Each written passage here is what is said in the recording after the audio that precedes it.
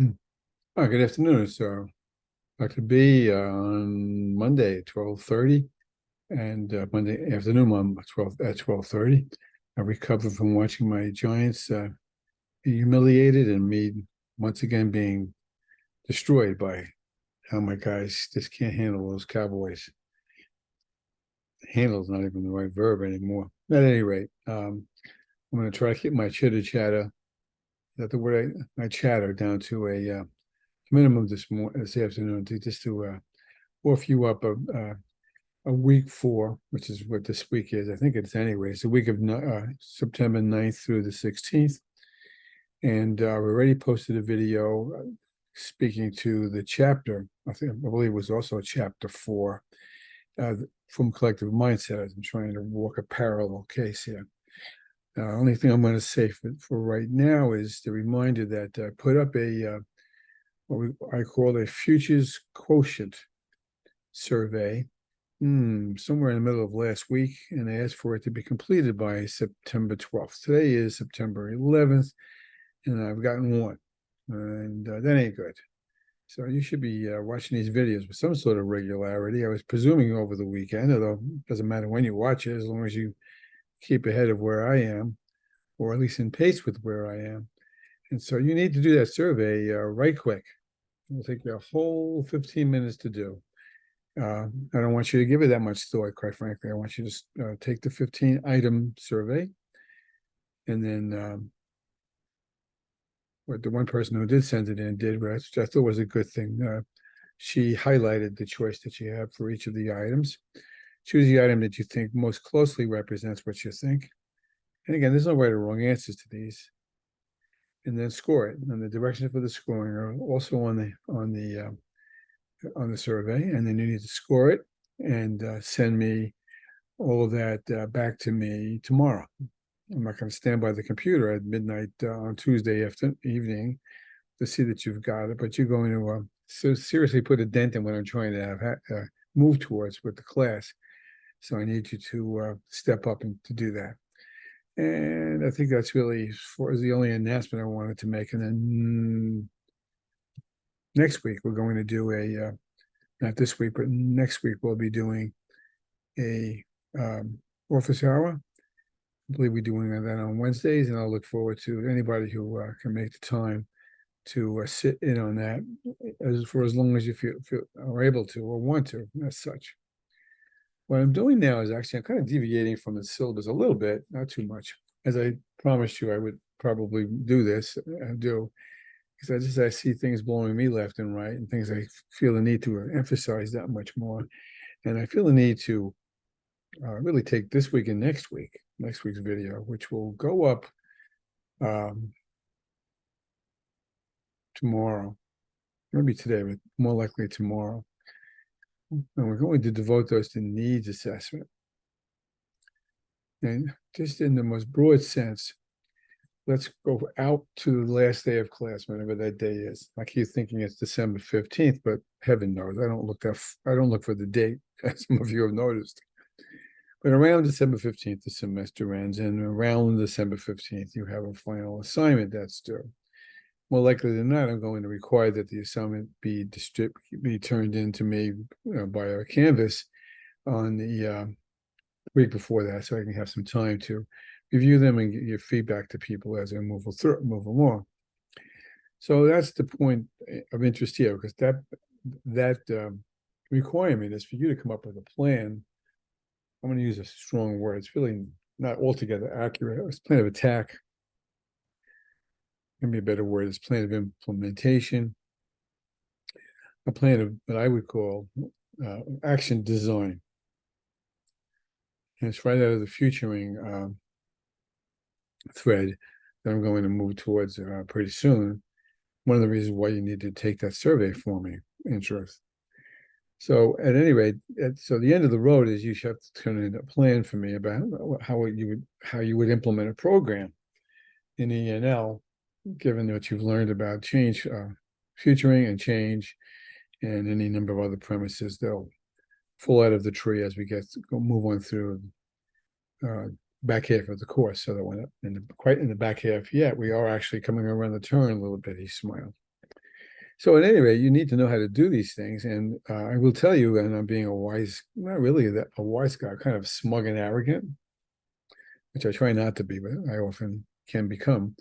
And that would be you need to realize that what I'm doing for you, what we're doing together, not what I'm doing for you.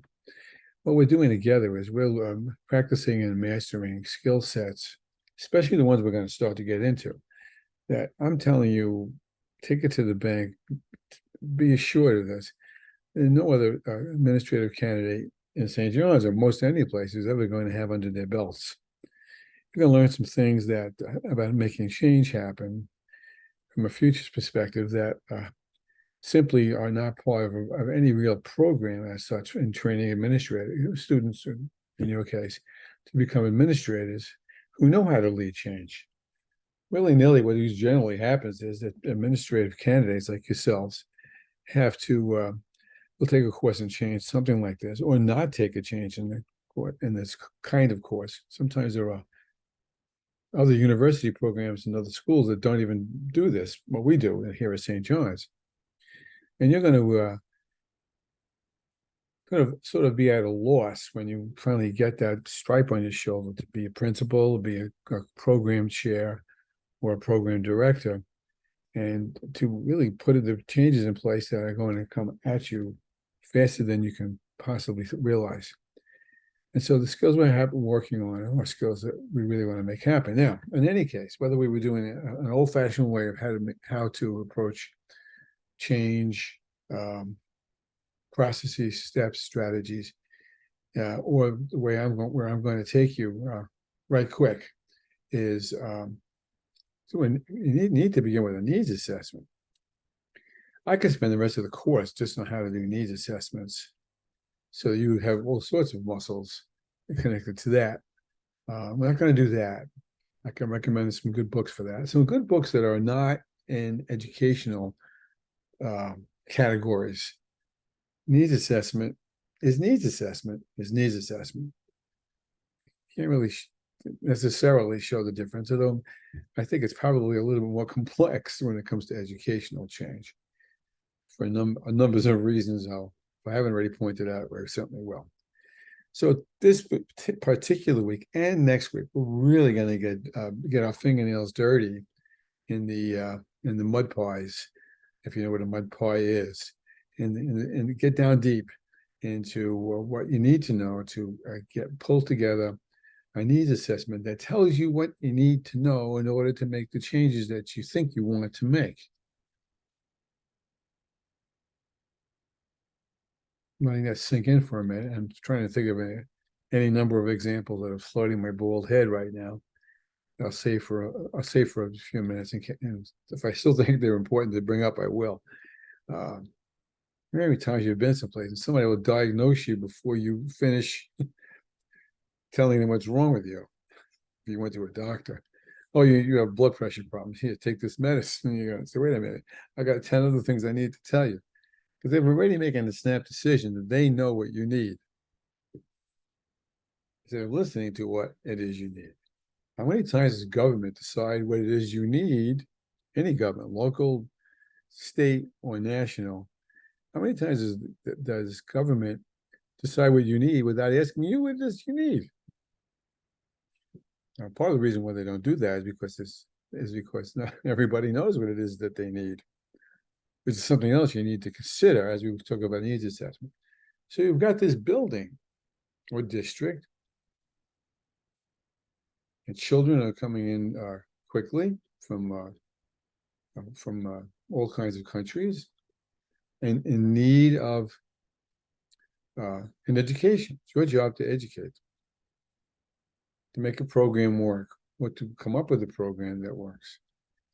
Now, the short story is, to use one of my favorite phrases, you can't slam a square peg into a round hole. You just ruin both the hole and the peg when you try to do that. It doesn't work. It doesn't work.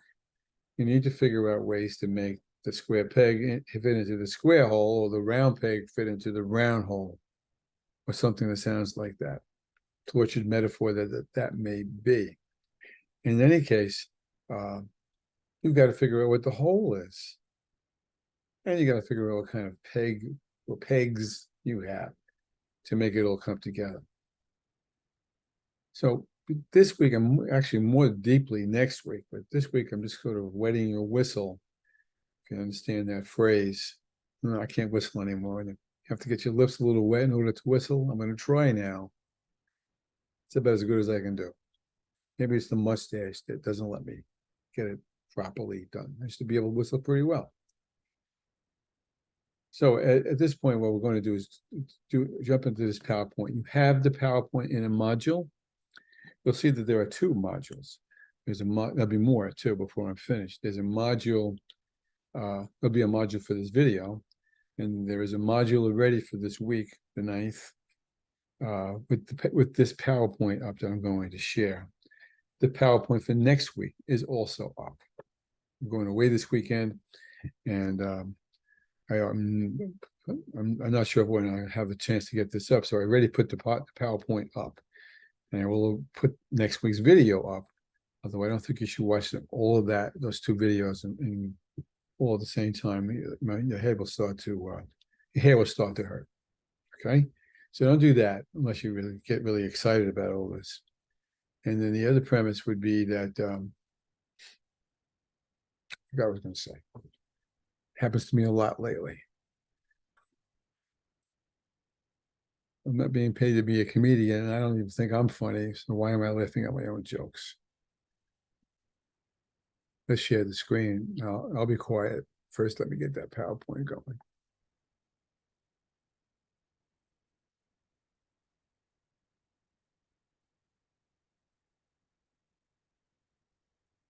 Okay, we have it up already. Get it up a little higher.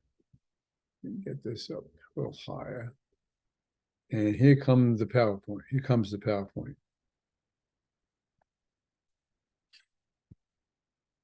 Now, understand, this is pretty generic. As I said, needs assessments are not a specific skill exclusively for you principals and chair people types. Of course it isn't. Needs assessment is for really any organization, whether it be civic, political, economic, or educational, or religious for that matter, needs to take assessment. This is a little off topic, but I don't know if you're paying attention to Pope Francis. Pope Francis is talking about, has talked about since he's become the Pope, but even seems to me a little more shrilly the last few months. He seems to be talking about the possibilities of some real changes in the Catholic Church. Now, he's not doing that willy-nilly. He's not doing that because he's the Pope and he can tell people what to do, although that's largely true. He's doing it because he's been taking the pulse in his own way of a billion people. I think there's at least a billion Catholics all around the world. And he's been taking their pulse for some time and weighing it against what I call the world out there, as well as the world in here. If you've ever been to the Vatican, it's pretty small. It's the smallest country in the world, but it certainly has of influence with a billion people. You can't overlook that. And a billion people in different countries with different viewpoints about what their faith should be about.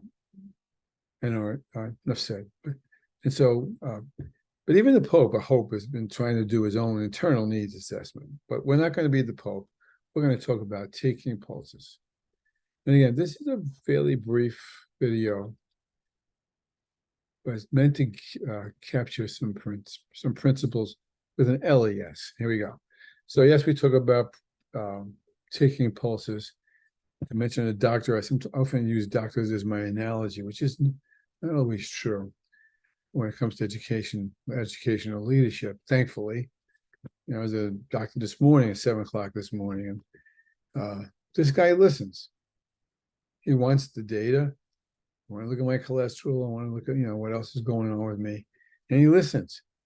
Then he makes a decision. He takes my pulse, takes my blood pressure. Just about everybody takes my blood pressure in order for him to say, do this, don't do that, don't do that. All right, so I call it taking pulses, and we go on to the second slide. I like this. This is important. Let me change the scene for a little bit. And I'm going to make some of you upset when I say this, not intentionally, but just to kind of catch your attention.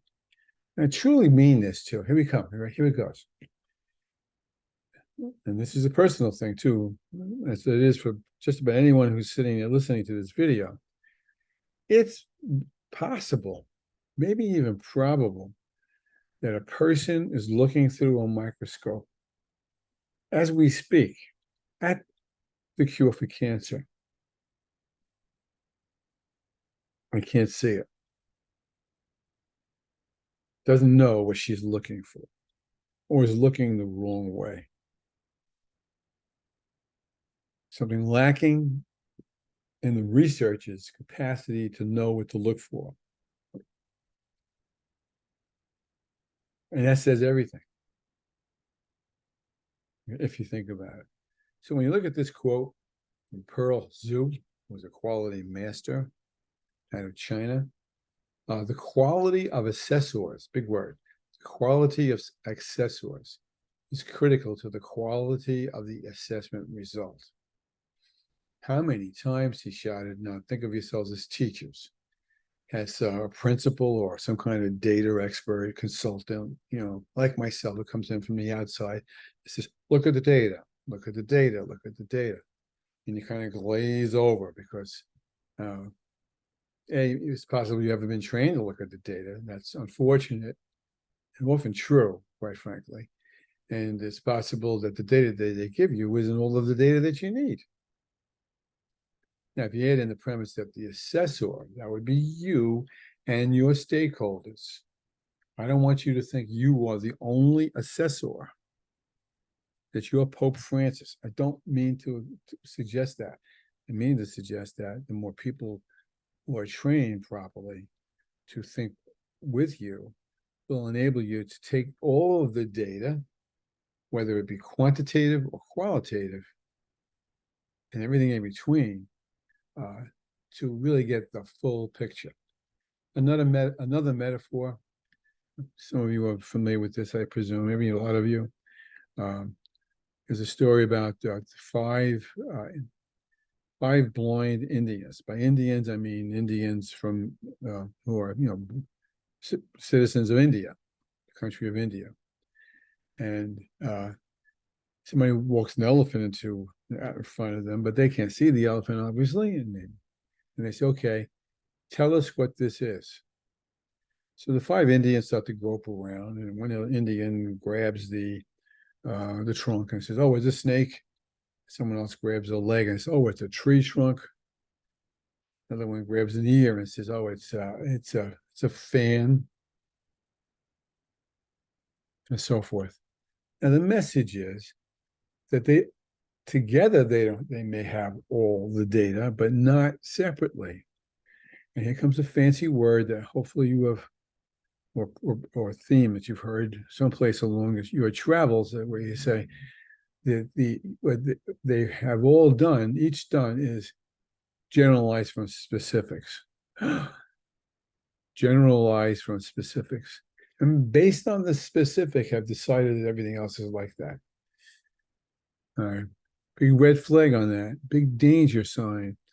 Because you can miss more than you can find if you don't have all the data that you need to make a valid, reliable, whole with a W decision.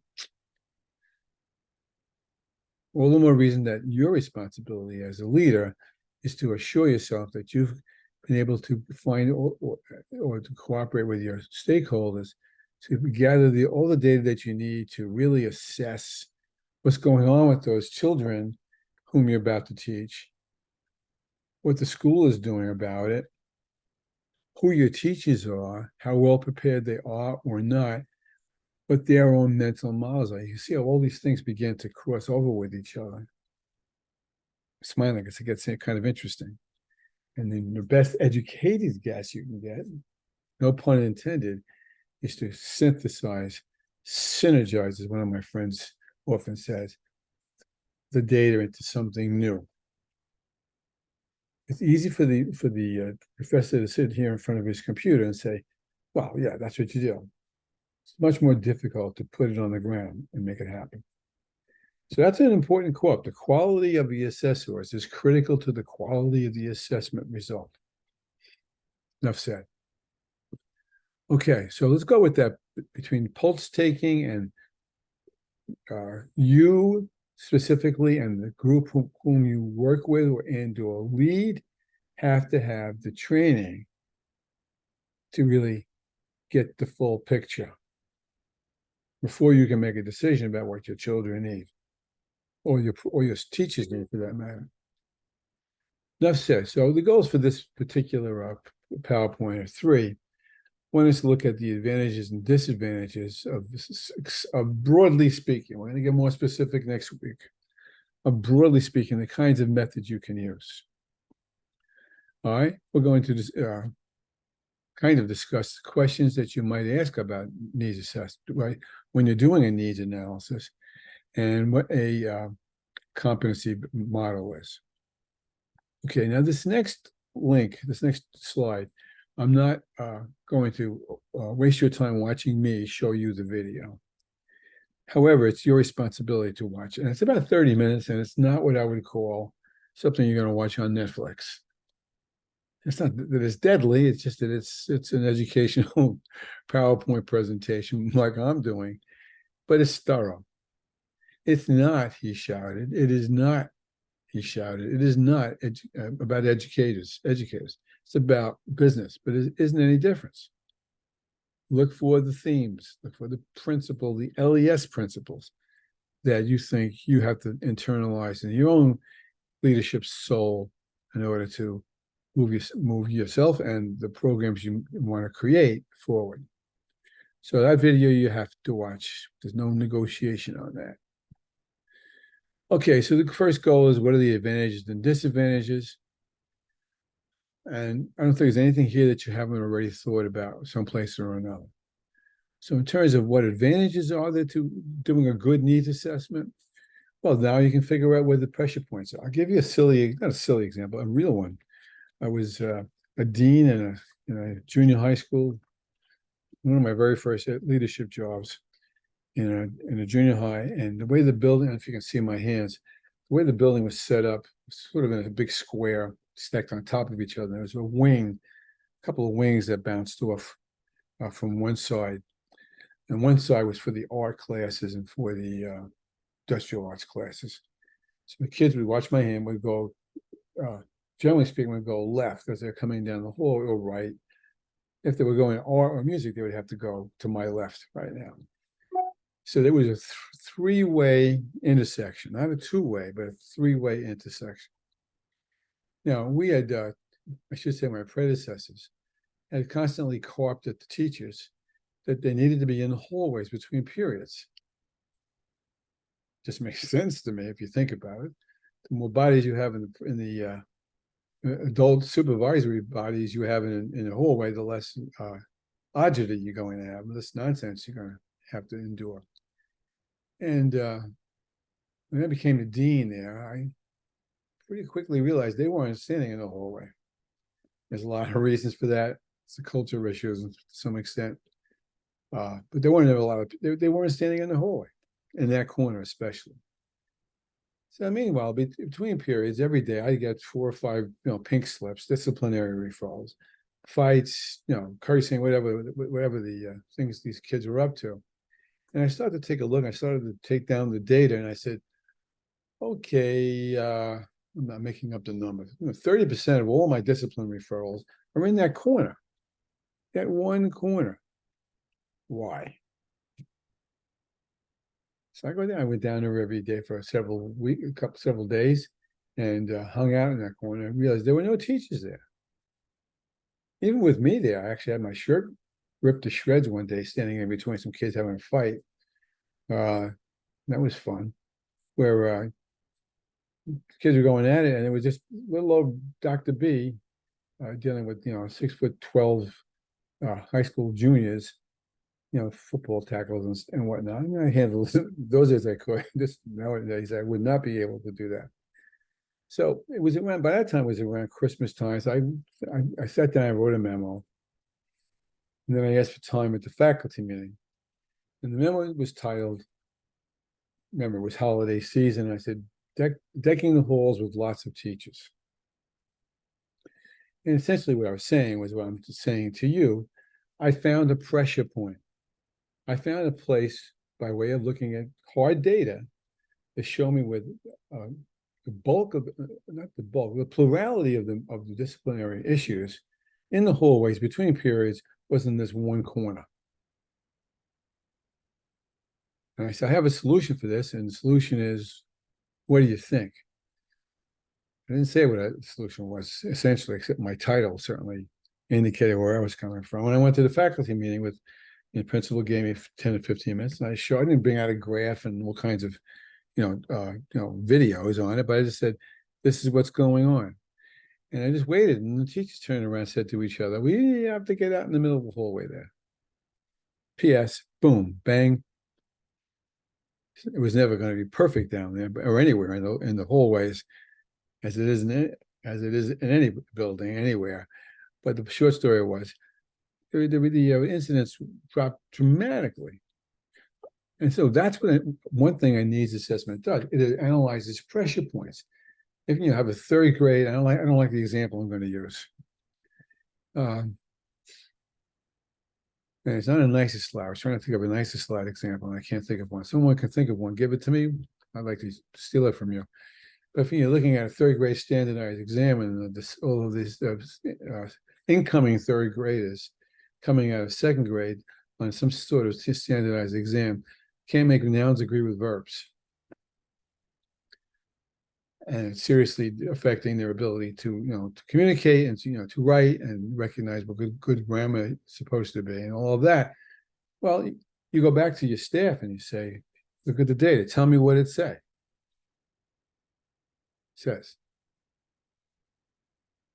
Here's the pressure point. We're not, the textbook, the book we're using in the second grade isn't really very good at that. We either need to get a new book or we need to find another way to develop our teachers so they'll do it, which is really the preferred way, I would imagine. Identify the pressure points. And that speaks to the next bullet, using data. Now, we're going to talk more about that in a minute, but data is a four-letter word, although truthfully it's a plural. And that's why I stopped for a minute, because when they really use the word data correctly, use it as a plural rather than a singular, but nobody does that unless you're a doctoral student someplace. But there are, but it's a four-letter word more in other ways, because a lot of teachers don't, and even administrators shy away from that. There was an article in a local newspaper a couple of weeks ago about how the student scores across the board in elementary school especially, but also in the high schools, has dropped. Clearly, it's a COVID issue because of how we had to scramble to, create the plane as we were flying it, not knowing what we were doing. And I have opinions about that. I think you know already. And so that was a part of the problem. The other problem was the kids didn't want to, got tired of being online very quickly, or the teachers didn't know how to use it altogether effectively. And so when you're looking at data, you need to make sure that the data you have, again, is comprehensive and goes across the spectrum of what data can be. I'll come back to that in a minute. However, a needs assessment in general, if it's done properly, can be extremely successful. And I gave you a couple of quick instances in a minute. And so if your children coming into an ENL program from a foreign country don't know how to change classes, I'm not sure that's a good example. If they don't know how to change classes between every 40 minutes, if they're old enough to do that kind of thing, mature enough, well, you have to figure that out. You have to realize that and make the adjustment as necessary. The best part about data, I'm not sure if it's the best part, but it's a salient point about data is that quantitative data, I'm going to come to this in the next slide really, Quantitative data tells you what's going on, like there's how many fights in the corner of the building, how many students, what's the percentage of students who can't make a noun agree with a verb. That's quantitative data, but it doesn't tell you why. Oh, I wanted to come back to that a minute ago. The local paper starts to show some schools that drastically fell backwards on the quantitative data approach. And some of them were, I knew a couple of them, they were interviewed, and one of the question was why. And then one of the assistant superintendents, doesn't get bulldozed too quickly, said, hey, I had many of those kids just showed up at our doorstep a couple of months ago. How can we expect, and we can't read or write in their own language, let alone in our language, and you want to measure them that way? How dare you? It's an artificial yardstick. It truly is not valid. And that's where the qualitative comes in. It enables you to be flexible when you get the chances to work with what the data tell you. And if you get the right sources, you can get some good, you can get a lot of, again, across a spectrum of ideas. If you, my students here, are going to tell me how you mean to go about developing a needs assessment, you're going to tell me where your sources are going to come from. And you're not going to give me one source. You're not going to look at the test data all by itself, he shouted. You're going to give me varieties of data approaches to consider. Enough said. The disadvantages are, again, that goes back to that quote we used a couple of slides back. Depends on the skills of the investigators. If they don't, if I ask you this question, and please don't be offended, if I asked you this question, let's say I was interviewing you or surveying you, and I said, answer yes or no. When did you stop beating your dog?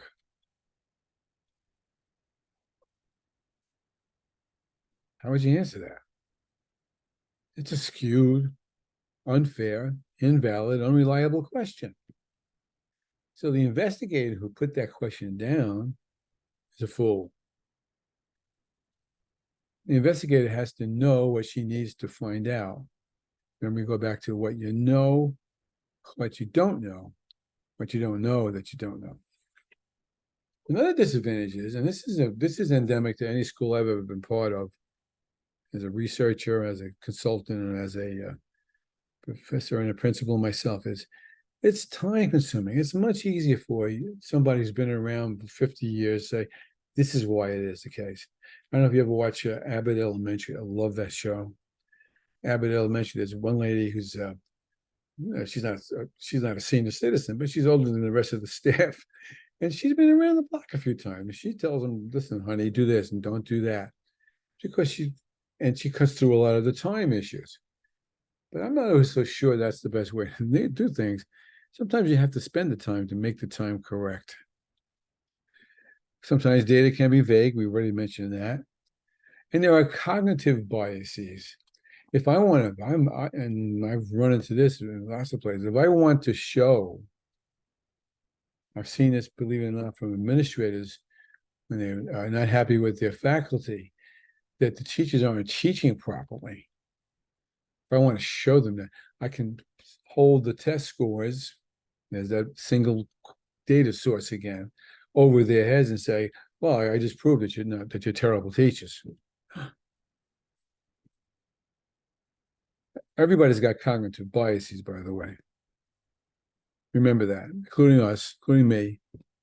And sometimes people are intimidated by those kinds of things as well. This goes back to, what kind of data do I have? So what we need to do now is go back to systems thinking for a moment and check out this Venn diagram we have where we show that you need to start thinking about what kinds of methods you're going to use to get the data that you need.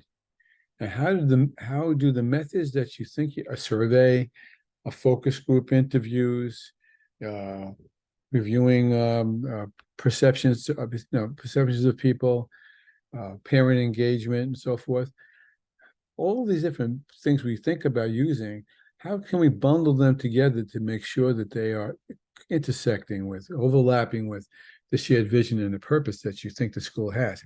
Presuming they know what their shared vision and purpose is. That's a big presume. That's the sweet spot. And it requires some sophisticated leadership here. It requires a deep understanding of your purpose. It requires a deeper understanding of how you integrate organizational analysis with all of your people so they know exactly what they need to look for and how to look for it. Because in the end, we're talking about evaluation. And that's a word, too, that scares people. But it is what it is. Everyone's got to be accountable for things, but they need to be fairly accountable. They shouldn't be held, their hands held to the fire for something that they don't, that's not deserving of for them to be held responsible for. So we go to the second goal, and for this rather brief slide set today, we're going to look at some issues to look at. What do you ask? I don't mean to insult you. There's not a teacher or an administrator who's ever come through any kind of learning theory class someplace, or some not only learning theory, must have every place, that hasn't had Bloom's taxonomy slapped at them. Bloom's taxonomy, I believe, exists from the middle 1950s when Benjamin Bloom was a learning theorist. I believe he was a psychologist, actually, who studied engineers, by the way, to see how they learn. And he came up with these 6 levels. I'm not even going to read them to you. I'm going to make sure that you understand what they are, though. That is to say, remembering who discovered America in 1492. Columbus discovered America in 1492. That's a parrot answer. That goes over to coming up a notch, understanding. Okay. Okay. I found this on the web for remembering who discovered America in 1490. We don't want to know, Siri. The next place is, I don't have an answer for that. Is there something else I can help with? I'm not sure I understand. Close. I'm wasting my time, Siri. Understanding is basically saying, who do you think discovered America? Well, I learned that Columbus discovered America is not a parrot answer. It's the student responding on that level. Can you apply that to other kinds of exploration?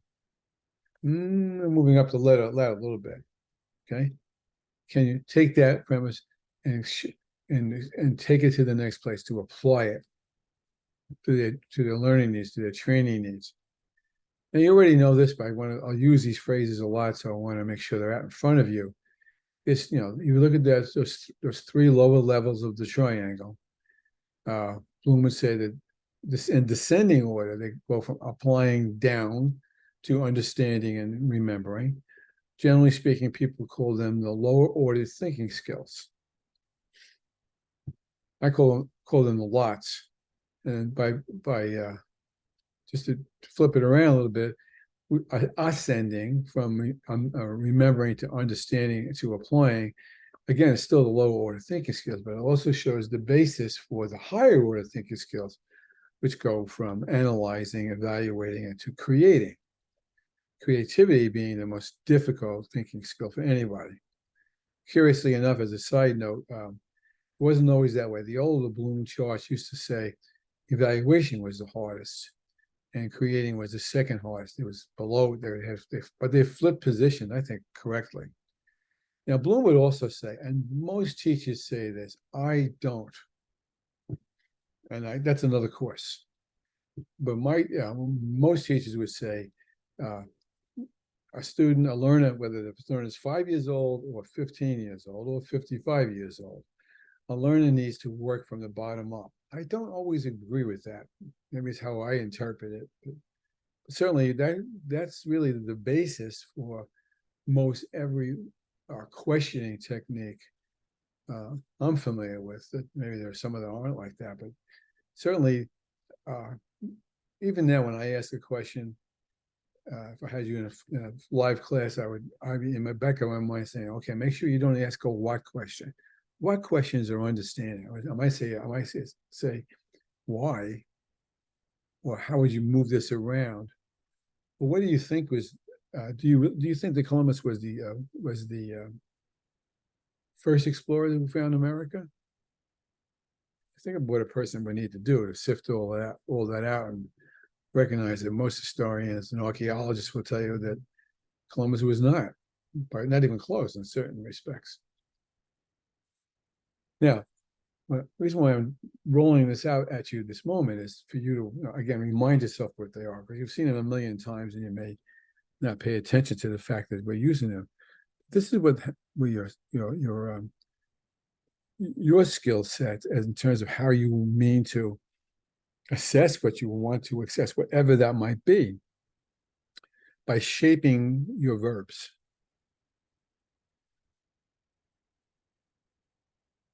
What is it that you want to find out? Is it low level, lots of things, or higher? I'd argue for higher, but it doesn't mean we have to ignore lower. And the point I made a few minutes ago also is, what do you want to know? What variables do you care about? Okay, versus what do you I'll leave it at that. What do you want to know? This competency piece, I'm not going to spend a lot of time on, not yet anyway. But this goes back to old Edgar Schein, and you've already been doing some of this, all right? And so you have a pretty good handle on this, is when you recognize there's a different triangle now. It's not the same as Bloom's. There's Ben and there's Edgar, and there's a couple of other triangles I'll roll over at you before we're finished. This particular triangle, Edgar Schein, our resident culture expert, says there's 3 levels. The basic one is, the bottom one is the basic assumptions level, upon which everything else lands. It's the foundation, and it moves up through through the values that people have in a culture, and what the artifacts are that represent this. Now, question now becomes this: I almost asked this as a discussion question, but I didn't. But I want you to kind of put it under your pillow tonight. How does the culture model link with your need to do needs assessment? What are you looking for? How does the culture model match up with Ben instead of Edgar? The answer is that they both do that. I'm going to stop here. This is a lot to absorb. See, there's this discussion question up there, so you can get to. Actually, the discussion question is not about this needs assessment, not yet. The discussion question is about equity. I haven't done enough with equity yet, and I feel a little guilty about that. In my mind, it is the paramount. I'm sure you agree with me, especially since you're all interested in ENL certifications. It is the issue. Diversity, equity, and inclusion. Diversity, equity, inclusion, diversity, equity, inclusion. And so what I've begun to do, just to get that acorn in the ground, which we'll come back to in a different way in a couple of weeks, is to pull up a chart to model another model. It's not a triangle this time. That I never remember the names of the 2 authors. Khalifa is one. That I want you to consider and to analyze, see what you'd like to know more about, so I can make a move on that. So there's no discussion question this week about that. Next week there will be, though. Enough said. Please, he shouted, please get me those surveys. Make me feel important that you listen to me. Take care.